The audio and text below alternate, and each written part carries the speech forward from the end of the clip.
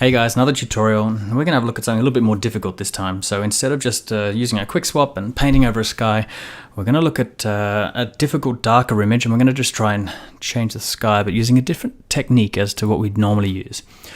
Okay, so as you can see here with this one, we're just going to go over to sky, and I'm going to click on mask generator. What that's going to do is create a bunch of separate masks, and I can go through these masks and find out which one actually suits this image better. So basically we want as much white information in the sky, but we don't want too much white information in the actual house itself.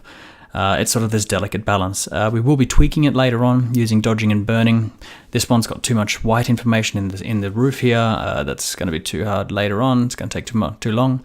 So we'll just go on the next one down, and that I think that should have, yeah. So that's we can easily dodge that sky out and burn around the edges there. So that's pretty simple. So once I've selected the one I want, I just move up into the menu up here, click on Quick Swap Plus, and it'll give me a selection of all my twilights. As always, it'll drop my image in, and with a brush, I can literally just start painting it in.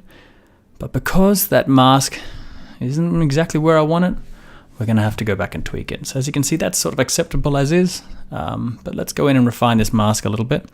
So go over here, click on Tweak Mask. If you wanted to, you can move the levels up and down. That's sort of a jack of all trades, master of none. I'd rather prefer to go in there myself with a dodge and burn tool and get a bit more of an accurate edge. So I'm just going to use the burn tool, make sure it's set on shadows, and we can move that exposure up to 100%. And we're just going to start burning in the sky here, because the sky will be wherever it's black and wherever it's white will be masked out. So just going to burn this around here. Be careful when you get close to the edges. Just make the brush size a bit smaller. That'll give you a nice clean edge. So just paint around here. You don't have to be too accurate when you're using dodging and burning. It's pretty simple. Getting around this corner here, I'll just have a look. Now, what I might do here is actually change my exposure to about 50%. What that'll do is that'll give me a little sort of wiggle room when I'm getting around foliage, that I'm not sort of burning too much away from the edges. All right, just paint around here. La-di-da. Great. Get all this foliage done. Like I said, you don't have to be super accurate, but you can spend as much or as little time on it as you want. Paint over here. Nice. All right. Finish this last little bit. Zoom out and let's have a look at how it looks. Looking pretty good. As you can see here, the black lights, the sky will go into those, so I can just quickly just paint over those with a white brush. That'll just make sure that the sky doesn't end up in any place it shouldn't be. Don't want to go too crazy with the white brush here. Might actually use a bit of dodging on this edge. Let's have a look. Just paint all that in.